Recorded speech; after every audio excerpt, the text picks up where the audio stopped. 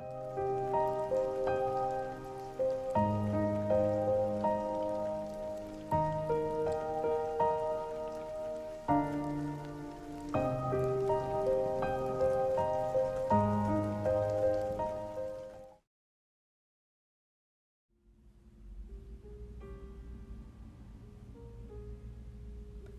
were walking to class with Kano, books for science in hand.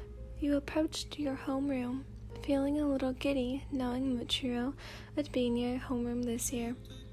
You had found out from Nezuko, who had found out from Tanjiro. Since you had different classes, homeroom was the class that your school always fell back on when it came to things like class field trips. Last year, you had spent a good 8-hour bus rides to and back with none of your friends because you were on a separate bus due to you not having the same homeroom. In reality, you probably spent a lot longer because of stops. Muichiro was one of your good friends, but you had a major crush on him. No one knew, though. You wanted to keep it a secret because you didn't want to make anyone uncomfortable. This year, all your friends had the same homeroom as you. It was amazing. Kano walked into the class with you following behind.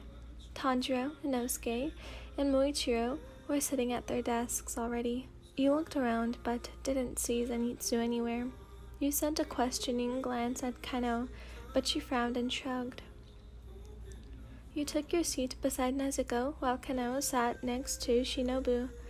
Mitsuri, as always, sat next to Abanai, and yet still no Zenitsu. You shook your head. He was always late in your freshman year as well. A knock came on the open door. You pulled your backpack off and set it next to your seat, watching with a little shock as Gil came in. Kanai was bouncing in right behind him on his trail. Tanjiro and the guys waved at him, but he ignored them, as usual. You shook your head and tutted. You should stop being so mean. They look up to you, you know. He shook his head, a frown as evident on his face as always. Stoic bastard. I will, when they stop being pessimistic. You'll never get anywhere with that attitude. Why are you here anyway? Gil was a year ahead of you, the same age as Kanai, who was the older sister of Shinobu. In reality, that's how they met. Once, when you were in middle school, he had come to pick you up from Shinobu's house. You two were working on a project for the 7th grade science fair. They met a few times after. Apparently, they had most of the same classes together, but didn't talk like that. Well, up until they kept meeting because of you and Shinobu. You both secretly shipped them, but it was never anything serious, just fun, fluffy romance. When you think about it, it's the ideal situation. What do you mean? I mean, they never spoke before us, right? No, they were pretty much strangers before, I suspect. See? And now they talk every day. They're like best friends. I wouldn't go that far. Sweat fell from Shinobu's forehead. Gil pretty much just babysits for me. That's mean. Yeah, but it's true. He just puts up with her. Honestly, sometimes I think it has to do with the fact that he doesn't have the energy to care. Don't be silly. If Gil really found her a nuisance, he'd ignore her. She nodded. Like Tanjiro and the others. You nodded back. Exactly. She sighed. I guess. And ever since, you two kept tabs on your older siblings' personal lives. You were kind of a huge romantic like that. But it was always just harmless fun. You thought about your relationship with Muichiro, blushing over the small eye-locked glances and tiny secret moments you'd shared with him over the past several years. Your thoughts were broken by Gyo placing a box on your desk. This is your lunch. You grabbed the wrong one when you headed out this morning. Oh, you laughed nervously. Did I do that? Yeah, where's mine? He looked around, spotting your black backpack on the floor. Oh, come on. Mom always makes yours better. You know that. It's not fair. Fair is fair. He pulled out his box, replacing it with the one he had previously. No, it's not. You pouted. Your eyes were a pretty shade of coffee brown, so you really did look like a puppy when you pouted. Gil sighed. You were the only person he had a soft spot for, other than Kanae, which is another reason you shipped them, because he actually shares his food with her. He opened his box and shoved some strawberries into yours, then walked out. "Nice to see you, Maya," Kanae waved, then said goodbye to Shinobu and followed Cᴇʟ at the door. "Hard to believe they're seniors now," Muichiro sighed from the side of you. There was a small walkway between your desks, but you were close enough to pass notes without getting caught, meaning he probably just heard every word you and your brother had shared. You pouted. "And he still gets special treatment. It's not fair." "You heard him. Fair is fair." "Oh, not you too."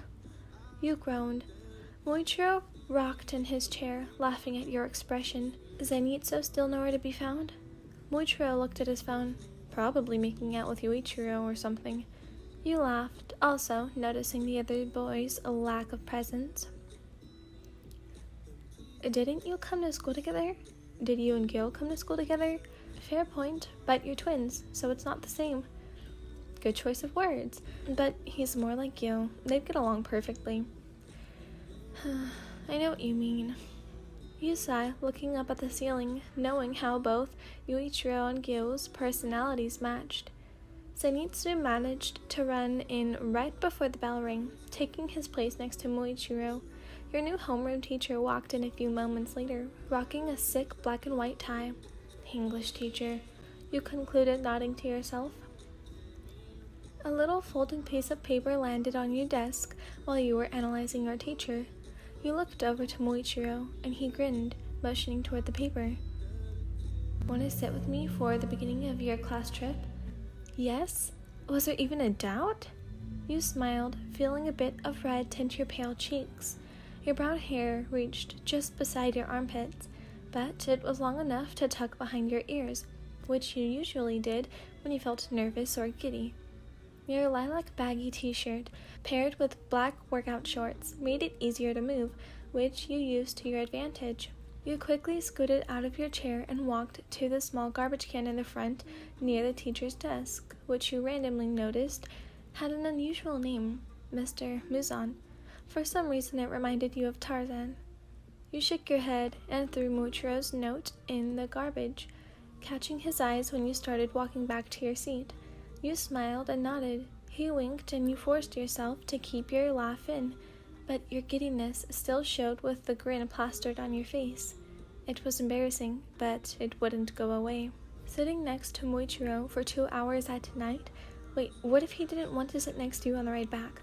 That would be an hour then, but who cares? He wanted to sit next to you there, and that's why you were excited. You couldn't psych yourself out now. Mr. Muzan announced that this year, because you are now upperclassmen, you got to choose where you went on your back-to-school class trip. You and some of the girls wanted to go to the water park since it was still summer and still hot. However, the rest of the girls wanted to go to the theme park, which you had to admit seemed pretty fun in and of itself. But then there were the boys, who had the lame idea of wanting to go to the beach. I mean, how cliché is that? You whined, rubbing your temple. You were sitting with Nezuko, Shinobu, Mitsuri, and Kainoa. They probably just want to be different, Mitsuri said, quoting the word with her hands. I still can't believe Bunai went against my idea. What kind of best friend does that? You shook your head, looking at Nezuko. Can't you tell your brother something? Get him to change the guys' minds? Nezuko shrugged. I can try, but I don't know what he'll say. You nodded. Fine, then we're just gonna have to use brute force. Your eyes narrowed in determination, and you made a fist with your right hand, punching it into your left for emphasis. By the end of lunch, you were all set on the plan. Nezuko was going to try with Tanjiro, and if that failed, Mitsuri said she'd give Openeye something to disagree with. However, if both of those plans didn't work, it was up to you to try and convince Muichiro. Although you had no idea why you were chosen as the shooter and Muichiro was the target, you didn't complain. Nezuko showed up to class the next day looking glum. Did it not work? Was the first thing out of Shinobu's mouth. She shook her head in dismay. Guess it's up to me then. Muichiro pumped her fists, looking devilishly at Obanai. Poor guy, you said after she had stalked off. Can't blame her though.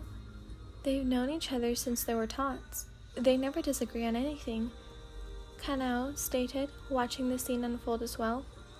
Yeah, but still. Sweat dripped from your brow. You sigh, turn away, and watch Muichiro walk in with Inosuke, commuting about something. It seemed important, and you were feeling just that bit nosy today. You walked up to them with a questioning look. What's up, you guys? They stopped talking immediately, looking at each other, then you. Nothing. Inosuke walked away. Muichiro, apparently, left to deal with you. Your eyes followed Inosuke, your brows furrowed. Okay, what's going on? You looked back at Muichiro, who looked paler than usual. He looked away, avoiding your eyes. Now you knew something was definitely up. What? What is it? He gulped. Nothing. You pinned him with your intense gaze, but he still would not meet your eyes. Sure, didn't seem like nothing. Yeah, well, that's all it was. He waved his hands, maneuvering around you. Talk to you later?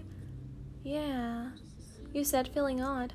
When your brown eyes met Kanao's dark lilac ones, you knew something was definitely up, and you weren't the only one feeling it. Lunchtime came, and Mitsuri looked glummer than your brother, if that was even possible. She stared down at her plate. No dice? You asked. I'm sorry, I'm a failure. She cried. You sighed. It's fine. I guess it's my turn then. Yeah, but what if it doesn't work? I mean, the beach isn't that bad, Nezuko said. You and Shinobu grabbed one of her arms each. Don't let them pull you over to the dark side, Nez, you shrieked. Don't let them fool you. She sighed, shaking her head. Fine. Shinobu and yourself let her go and sat back with sighs of relief. Still, this means we have to come up with something else if you fail, Shinobu pointed out. Yeah. Let's just hope I don't fail. You drank the rest of your apple juice, then threw away the small box. Later in class, you wrote a small note to Muichiro. Mind meeting me after class? I have something I want to ask you about. You set your pencil down and began folding the paper. He had been avoiding you since this morning, making you fear he would simply ignore your note and that you would have to corner him. Regardless, you tossed the note onto his desk. His eyes widened a little. He lifted his head, a little red handprint marking where his cheek had been resting on top of his fist. His wide eyes found yours. You smiled and pointed a finger at the white paper folded on his desk. He unwrapped it. You watched his eyes as they floated across the words you had written down.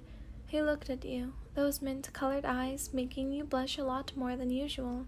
He nodded and your heart leaped, but not because you wouldn't have to go out of your way to find him.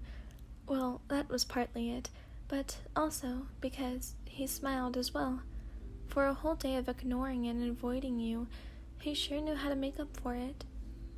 The bell rang, and you had begun collecting your things, putting them back inside your backpack. You only had this class, history, with Mitsuri, so when Muichiro popped up out of nowhere, knocking on the door to gain your attention, it didn't take you long to say your goodbyes and leave. You waited for the tons of students in your class to pass him before saying anything. Finally, no one was blocking your path and you were able to approach him with no trouble. Obanai was standing outside the door, probably waiting for Mitsuri. She's still inside, putting her things away. You thrust your thumb backward. He nodded with a sigh. Of course she is. Thanks. He walked past you and Muichiro, leaving you alone. So, what do you want to ask me? You nodded forward. Let's walk. Around the school? Sarcasm dripped from his words, and it pissed you off a little. Could you stop being a smartass for 1 second? He chuckled. Okay, so what? His demeanor changed for a split second. If this is about this morning... It's not, you reassured. It's about the class trip. Oh. He nodded, obviously knowing full well what you were talking about. So you know? Yeah, I know. He nodded, swinging his backpack from hand to hand, careful not to hit you. Then why? Tell me why you guys are opposing us. Really? The beach? I mean, come on. Muichiro laughed at your sudden outburst. You pouted and glared at him. He calmed himself down with a deep sigh. His eyes landed on you again, and tilting his head slightly, he smiled. He reached out and patted your head. Your eyes closed shut automatically, taking the pats as a bullet wound shot. Tell me, Maya, what's the difference, really, between the beach and the water park? The lazy river, the water slide, lots of things. Oh, really? Yes, really, and if you think otherwise, then you wouldn't have a problem telling the guys to switch their vote. He chuckled again. Alright, fine. You opened your eyes, turning to him. Wait, really? Yeah, sure, why not? His smile was beaming. You grinned, but wondered, why was it that easy? You know, I thought you'd fight me a lot more on this. You want to know the truth? He said, swooping up your hand in his. You both stopped walking. A blush immediately took form on your cheeks and ears. You nodded. Yeah. He pulled you closer, mouth to your ear. It's simple, really. He started, because you asked. Just because I asked? He nodded, another bright smile present on his face. If it were anyone else, I would have said no. You smiled to yourself. Oh,